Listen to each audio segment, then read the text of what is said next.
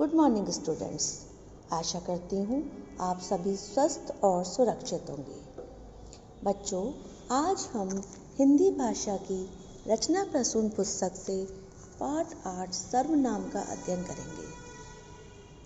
तो बच्चों, सबसे पहले सर्वनाम किसे कहते हैं? जो शब्द संज्ञा के स्थान पर प्रयोग होते हैं उन्हें सर्वनाम कहते हैं। जैसे यहाँ कुछ उदाहरण दिए गए हैं। पहला वाक्य, वैभव पुस्तक पढ़ रहा है। वैभव यानी संज्ञा, किसी का नाम संज्ञा कहलाता है। यह हम आपको पहले पढ़ा चुके हैं। दूसरे वाक्य में उसने अपना पाठ याद कर लिया है। तो दूसरे वाक्य में हमने वैभव का प्रयोग ना करके उसने का प्रयोग किया है, यानी उसने शब्द सर्वनाम है।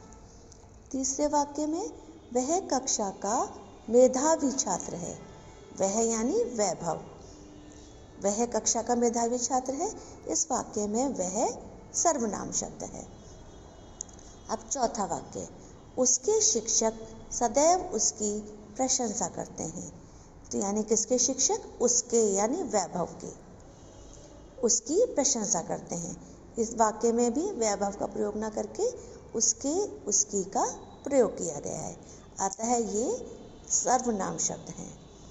तो बच्चों, इस प्रकार हमने देखा कि वैभव का प्रयोग किया गया है और वैभव संज्ञा है, परंतु अन्य वाक्यों में वैभव अर्थात संज्ञा के स्थान पर दूसरे शब्दों उसने, वह, उसकी, उसके आदि शब्दों का प्रयोग है।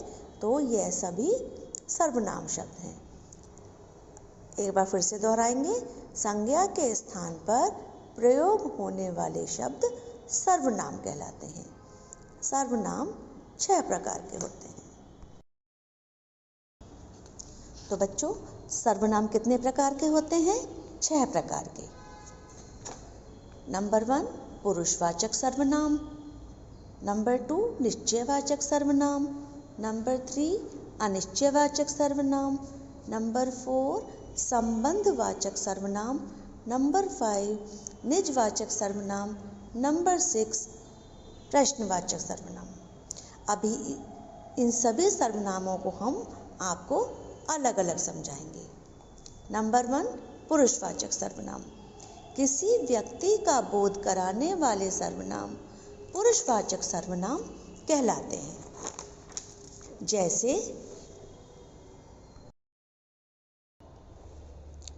मैं, हम, मेरा, तू, तुम, आप, तेरा, तुम्हारा, आपका, वह, वे, उसका, उसकी, उनका, उनकी आदि। यानी किसी वाक्य में अगर ये सब शब्द आते हैं तो आप पहचान लेंगे कि यह वाक्य पुरुषवाचक सर्वनाम का है। इसके बाद नंबर 2 निश्चयवाचक सर्वनाम। जो सर्वनाम शब्द किसी निश्चित व्यक्ति या वस्तु की ओर संकेत करते हैं, इशारा करते हैं, वे निश्चयवाचक सर्वनाम कहलाते हैं। जैसे यह मेरी किताब है, वह मेरा घर है। तो यह और वह, इसमें निश्चित है कि यह चीज़ मेरी है। तो इस सर्वनाम की पहचान आप कर लेंगे यह और वह शब्द आने पर। इस सर्वनाम का प्रयोग पास व दूर वाली वस्तु या व्यक्ति के लिए किया जाता है। अब नंबर 3 अनिश्चयवाचक सर्वनाम।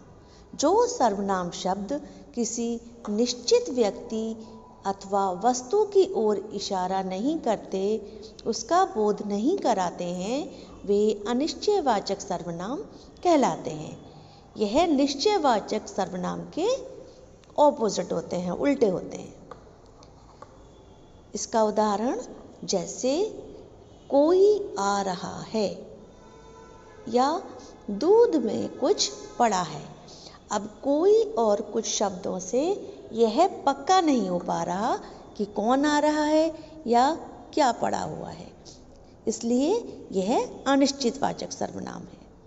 वाक्य में कोई कुछ आने पर आप पहचान सकते हैं कि यह अनिश्चयवाचक सर्वनाम है। अब नंबर 4, संबंधवाचक सर्वनाम।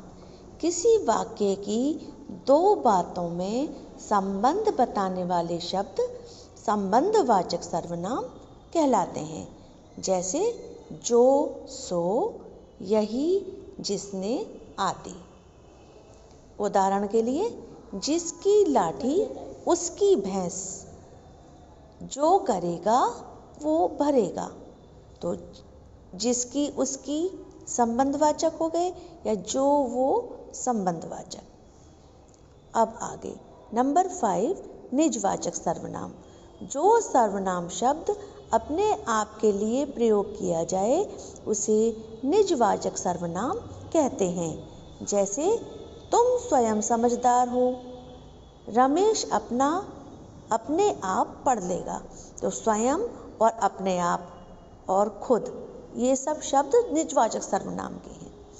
नंबर 6, प्रश्नवाचक सर्वनाम। जो सर्वनाम शब्द प्रश्न पूछने या किसी वस्तु को जानने के लिए प्रयोग किए जाते हैं प्रश्नवाचक सर्वनाम कहलाते हैं। जैसे दूध किसने पिया, तुम कहाँ जा रहे हो, बाहर कौन बैठा है आदि।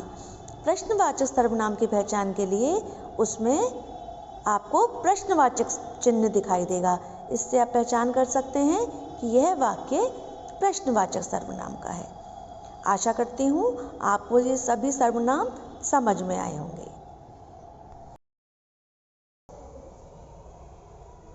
बच्चों, ये काम आपको समझाया जा चुका है। अब यह काम आपको अपनी बुक में करना है और इसको याद करना है, समझना है, और ये काम आपको PDF में दिया गया है।